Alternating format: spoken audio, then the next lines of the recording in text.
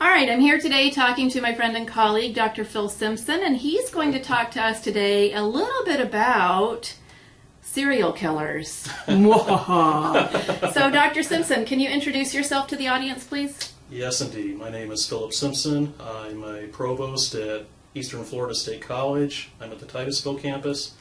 I've come here from Illinois. I received my PhD in American Literature at Southern Illinois University at Carbondale, and I received a master's degree in English from Eastern Illinois University and my bachelor's degree in English from Eastern Illinois University.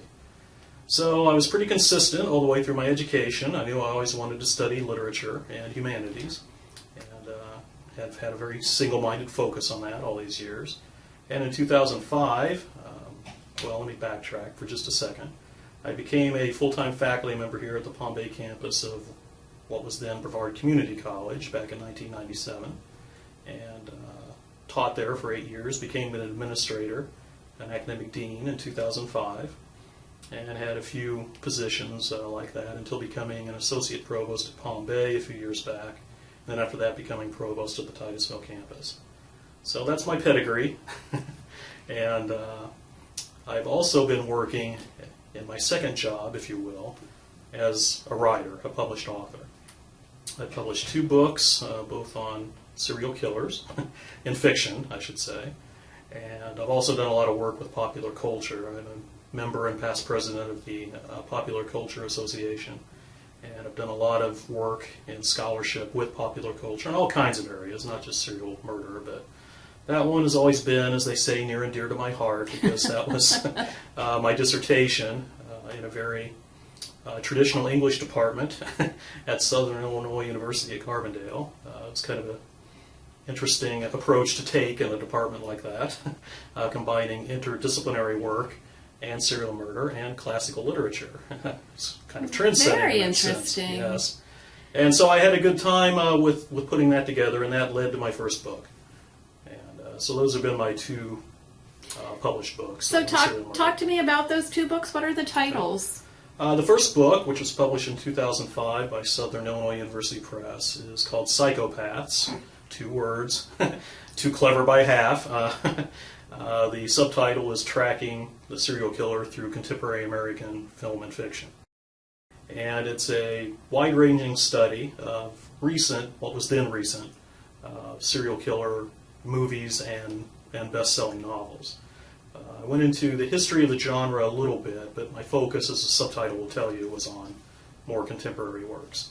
In some ways, the 1990s, which is when I formed the idea for my dissertation that led to the book, the 1990s, and especially the mid-1990s, was kind of a heyday of serial killer fiction and film.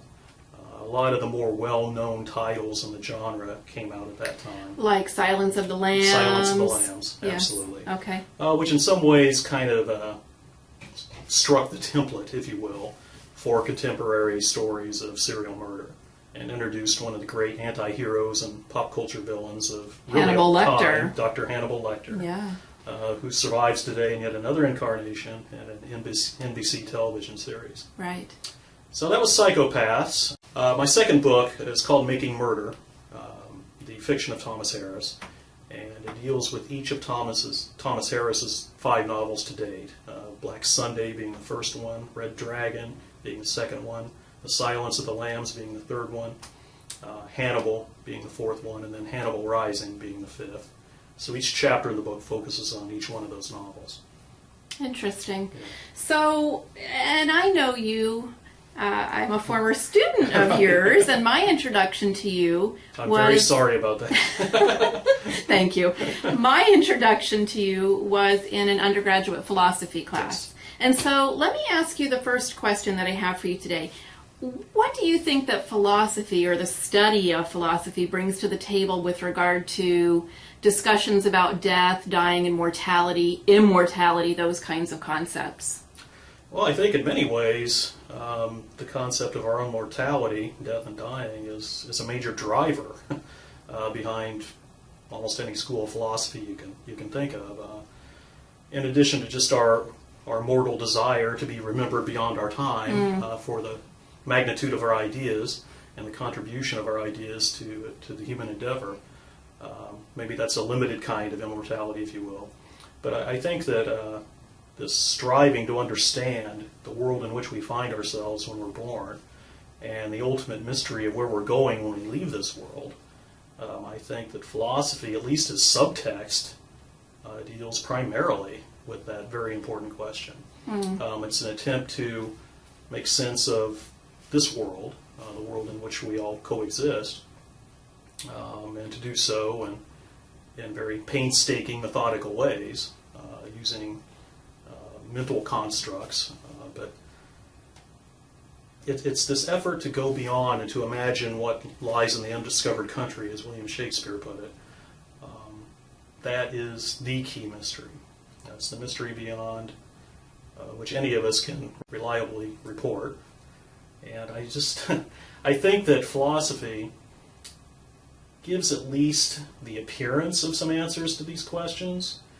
It's very closely related to theology, of course, but ultimately I think we're left with, again, the mystery is there. It's the struggle I had when I took that philosophy class with you, is that it brought up so many really weighty, heavy questions that even today, well, probably even more so today as I get a little older, I struggle with, and so I don't know that it's actually helped to set my mind at ease.